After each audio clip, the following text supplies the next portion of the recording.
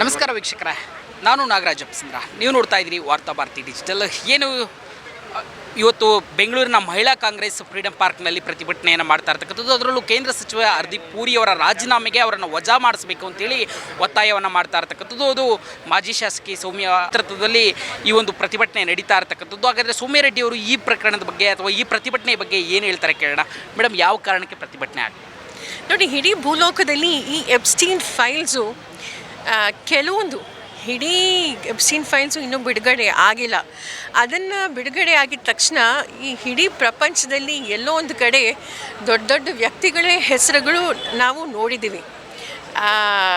Elon Musk ಇರ್ಬೋದು, bill Gates ಇರ್ಬೋದು, ಮತ್ತು ನಮ್ಮ ದೇಶದ ಒಬ್ಬ ಕೇಂದ್ರ ಮಂತ್ರಿ ಆದಂಥ ಹರ್ದೀಪ್ ಸಿಂಗ್ ಪೂರಿ ಅವರು ಒಂದಲ್ಲ ಎರಡಲ್ಲ ಎಷ್ಟು ಅವ್ರ ಜೊತೆ ಮಾತಾಡಿದ್ದಾರೆ. ಆಮೇಲೆ ಪೀಡೋಫೈಲ್ ಅಂದರೆ ಲೈಂಗಿಕ ಧೋರಣೆ ಮಕ್ಕಳ ಮೇಲೆ ಆಗಿದೆ. ಇದು ಕನ್ವಿಕ್ಟೆಡ್ ಆದಮೇಲೂ ಸಹ ಅವ್ರ ಜೊತೆ ಚರ್ಚೆ ಮಾಡಿದ್ದಾರೆ. ಆಮೇಲೆ ನಮ್ಮ ಪ್ರಧಾನಮಂತ್ರಿಗಳು ಮತ್ತು ನಮ್ಮ ಕೇಂದ್ರ ಸರ್ಕಾರದ ಆಪ್ತರ ಅಂತ ಅನಿಲ್ ಅಂಬಾನಿ ಅವ್ರದ್ದು ಸಹ ಹೆಸರಿದೆ. ನೋಡಿ, ಬೇಟಿ ಬಚಾವ್ ಬೇಟಿ ಪಢಾವ್ ಅಂತ 12 ವರ್ಷದಿಂದ ಕ್ಯಾಂಪೇನ್ ಮಾಡ್ತಿದ್ದಾರೆ. ಆದರೆ ಇವರು ಮಕ್ಕಳ ಮೇಲೆ ಈ ರೀತಿ ಅತ್ಯಾಚಾರ ಮಾಡಿ ಅದೇ ಅಲ್ಲ, ಇನ್ನೂ ಇದು ಜಸ್ಟ್ ಒಂದು ಟ್ರೈಲರ್ ಅಷ್ಟೇ. ಇನ್ನೂ ತುಂಬ ಬಿಡುಗಡೆ ಮಾಡಬೇಕು. ಇದು ಇಂಡೈರೆಕ್ಟಾಗಿ ಇದೊಂದು ಜಸ್ಟ್ ಒಂದು ಟ್ರೈಲರ್ ಅಂತ. ಆಮೇಲೆ ಇವರು ನಮ್ಮ ಕೇಂದ್ರ ಮಂತ್ರಿ ಇದರಲ್ಲಿ ಶಾಮೀಲಾಗಿದ್ದಾರೆ, ಇಷ್ಟು ಲಘುವಾಗಿ ಮಾತಾಡಿದ್ದಾರೆ. ನಾವು ಇಡೀ ದೇಶ ನಾವು ನೋಡಿದ್ದೀವಿ. ಬೇರೆ ಬೇರೆ ದೇಶದಲ್ಲಿ ಅವ್ರನ್ನ ಅರೆಸ್ಟ್ ಮಾಡಿದ್ದಾರೆ. ಬ್ರಿಟಿಷ್ ಇಂಗ್ಲೆಂಡ್ ರಾಜ ಆದಂಥ ಚಾರ್ಲ್ಸ್ ಅವರೇ ಅವರ ಸ್ವಂತ ತಮ್ಮನ್ನು ಎಲ್ರಿಗೂ ಕಾನೂನೇ ಅವ್ರನ್ನ ಬೇಕಾದ್ರೆ ಅರೆಸ್ಟ್ ಮಾಡಿ ಅಂತ ಮೊನ್ನೆನೂ ಸಹ ನಾವು ನೋಡಿದ್ದೀವಿ.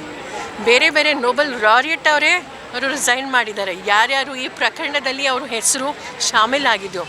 ಆದರೆ ನಮ್ಮ ದೇಶದಲ್ಲಿ ಈ ಕೇಂದ್ರ ಮಂತ್ರಿ ಹರ್ದೀಪ್ ಸಿಂಗ್ ಪೂರಿ ಅವರು, ಅನಿಲ್ ಅಂಬಾನಿ ಅವರು ನಿಜವಾಗ್ಲೂ ಇನ್ನೂ ಇದು ಹೊರಗಡೆ ಬಂದ ಮೇಲೂ ಸಹ ನಮ್ಮ ಪ್ರಧಾನಮಂತ್ರಿಯವರು ಮತ್ತು ಕೇಂದ್ರ NDA ಸರ್ಕಾರ ಇವ್ರ ಮೇಲೆ ಯಾಕೆ ಇನ್ನೂ ಆ್ಯಕ್ಷನ್ ತೊಗೊಂಡಿಲ್ಲ ಅಂದರೆ ಏನಂತ ಅರ್ಥ ಆಯಿತು ಅಂದರೆ ಅವರು ನಮ್ಮ ದೇಶದ ಮಕ್ಕಳ ಮೇಲೆ, ಮಹಿಳೆಯರ ಮೇಲೆ ಮತ್ತು ಮನುಷ್ಯರನ್ನೇ ತಿಂದಿದ್ದಾರೆ ಅಂದರೆ ನೀವು ಲೆಕ್ಕ ಹಾಕ್ಕೋಬೋದು. ಪ್ರಧಾನಿ ನರೇಂದ್ರ ಮೋದಿ ಅವರ ಹೆಸರು ಎಪ್ಸ್ಟೀನ್ ಫೈಲಲ್ಲಿ ಉಲ್ಲೇಖ ಆಗುವಂಥದ್ದು ಇಸ್ರೇಲ್ಗೆ ಹೋಗಿದ್ರು ಅಂತೇಳಿ. ಈಗ ಮತ್ತೆ ಅದೇ ಇಸ್ರೇಲ್ನಲ್ಲಿ 9 ವರ್ಷಗಳ ಬಳಿಕ ಪ್ರಧಾನಿ ಇರ್ತಕ್ಕಂಥದ್ದು. ಇದನ್ನು ಯಾವ ರೀತಿ ವಿಶ್ಲೇಷಣೆ ಮಾಡುತ್ತೆ ಕಾಂಗ್ರೆಸ್?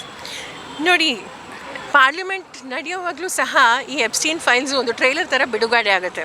ಈ ಕ್ರೊನಾಲಜಿ ನಾವು ಎಲ್ಲೋ ಒಂದು ಕಡೆ ನಾವು ಡೀಟೇಲಾಗಿ ನಾವು ಆಲೋಚನೆ ಮಾಡಬೇಕು. ಆಗಿದ ತಕ್ಷಣ ಯಾರ ಜೊತೆ ಚರ್ಚೆ ಮಾಡಿಲ್ಲ, ಕ್ಯಾಬಿನೆಟ್ ಜೊತೆ ಸಹ ಚರ್ಚೆ ಮಾಡಿಲ್ಲ.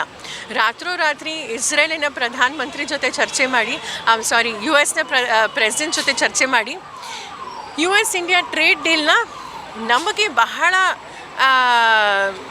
ಇದು ಆಗೋ ಥರ ಅವರು ಒಪ್ಕೋತಾರೆ. 50% ಇಷ್ಟು ದೊಡ್ಡ ಟ್ಯಾರಿಫು. ಇದು ನಮ್ಮ ದೇಶದ ರೈತರಿಗೆ, ಕಾರ್ಮಿಕರಿಗೆ ಬಹಳ ತೊಂದರೆ ಆಗುತ್ತೆ.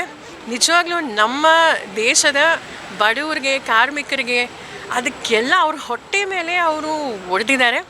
ಆಮೇಲೆ ಇದು ಏನು ಅಂದರೆ ನಾವು ಅರ್ಥ ಮಾಡ್ಕೋಬೇಕು, ಇದು ಜಸ್ಟ್ ಟ್ರೈಲರು. ಆದರೆ ನಿಮ್ಮ ಹೆಸರು ಇದರಲ್ಲಿ ಶಾಮೀಲಾಗಿದೆ. ಇದು ಎಲ್ಲ ನಾವು ನೀವು ಇದನ್ನು ಒಪ್ಕೊಂಡಿಲ್ಲ ಅಂದರೆ ನಾವು ಹೊರಗಡೆ ಬಿಡ್ತೀವಿ ಅಂತ ಅದು ಹೋಗಿ ಅವರು ಒಪ್ಕೊಂಡಿರೋದು.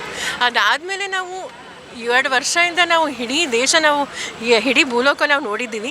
ಗಾಜಾಲಿ ಹೇಗೆ ಲಕ್ಷಾಂತರ ಜನ ಮಕ್ಕಳು, ಮಹಿಳೆಯರು ಎಲ್ಲರನ್ನ ಸುಟ್ಟು ಸಾಯಿಸಾಕಿದ್ದಾರೆ. ಆದರೆ ಈಗಲೂ ಸಹ ಅಲ್ಲಿ ಹೋಗಿದ್ದಾರೆ.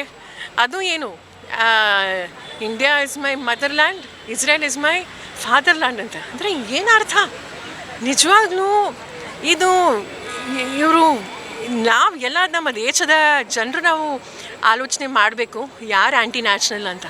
ನಮ್ಮ ದೇಶದ ಮಹಿಳೆಯರ ವಿರುದ್ಧ, ಮಕ್ಕಳ ವಿರುದ್ಧ, ರೈತರ ವಿರುದ್ಧ, ಬಡವರ ವಿರುದ್ಧ, ಕಾರ್ಮಿಕರ ವಿರುದ್ಧ ಇವರು ಈ ರೀತಿ ಮಾಡ್ತಾರೆ ಅಂದರೆ ಯಾರು ಪರ ಕೆಲಸ ಮಾಡ್ತಿದ್ದಾರೆ ಅಂತ. ನಾವು ಕಾಂಗ್ರೆಸ್ಸಿನ ಎಲ್ಲ ಕಾರ್ಯಕರ್ತರು, ವಿಶೇಷವಾಗಿ ನಮ್ಮ ರಾಹುಲ್ ಗಾಂಧಿ ಇರ್ಬೋದು, ಖರ್ಗೆ ಸರ್ ಇರ್ಬೋದು, ನಮ್ಮ ರಾಜ್ಯದಲ್ಲಿ ಸಿದ್ದರಾಮಯ್ಯ ಸರ್ ಅವರು, ಡಿ ಕೆ ಶಿವಕುಮಾರ್ ಸರ್ ಅವರು ಮತ್ತು ನಮ್ಮ ಮಹಿಳಾ ಕಾಂಗ್ರೆಸ್ಸಿಂದ ಇಡೀ ದೇಶದಲ್ಲಿ ಅಲ್ಕಾ ಲಂಬ ಅವರ ನೇತೃತ್ವದಲ್ಲಿ ನಾವು ಈ ಪ್ರತಿಭಟನೆ ನಮಗೆ ನ್ಯಾಯ ಸಿಗೋವರೆಗೂ ಮಹಿಳೆಯರ ಪರ, ಮಕ್ಕಳ ಪರ, ಜನರ ಪರ, ಮಧ್ಯಮ ವರ್ಗದವ್ರ ಪರ, ರೈತರ ಪರ ನಾವು ಹೋರಾಟ ಮಾಡ್ತೀವಿ ಅಂತ ನಾನು ಹೇಳಕ್ಕೆ ಬಯಸ್ತೀನಿ.